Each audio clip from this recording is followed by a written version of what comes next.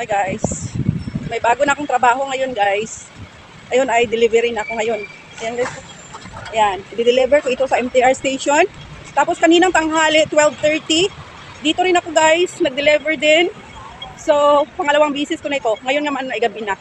So sa isang araw, dalawang bisis ako mag-deliver dito sa MTR station. So ito na guys ang aking bagong trabaho ngayon. Ito siguro ay gagawin ko ng mga 2 months. So ewan ko lang. Hanggat may i-deliver, ayun ang aking trabaho guys. Okay, so dito tayo sa malamig kasi guys kaya ginamit ko yung hoodie ng jacket. So ayan, tatlong ating. Yan. Ayan tayo. Maghintay tayo na makatawid tayo guys. Papuntang MTR station. So, samahan niyo ako guys ha. At tayo ay mag-deliver. Deliver na tayo guys ngayon. Ayan. So, daming tao dito sa kabila.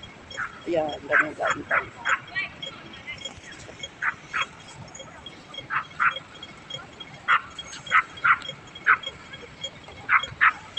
6:30 na guys ng gabi. So, ayan. Pero maliwanag pa siya.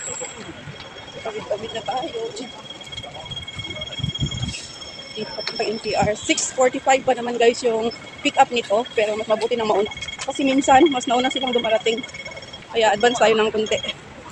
Para hindi sila mag-antay. So, tayo guys.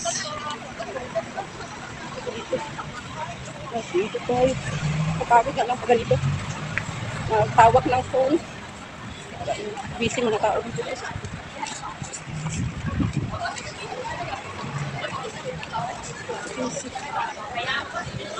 Dito na tayo sa MTR station.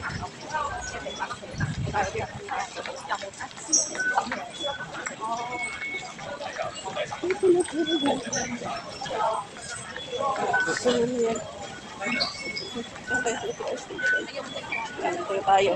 So waiting na lang ako guys kasi 6:45 pa naman ang pag-pick up nito. So see you later guys pag mag-pick up na. Ayan guys, done delivery. Ito na yung bayad guys. Ayan, $50. Kaninang umaga, kaninang tanghali, 110 naman yun. So ito ngayon is 50. So thank you so much for watching guys. Bye-bye. See you my next deliver.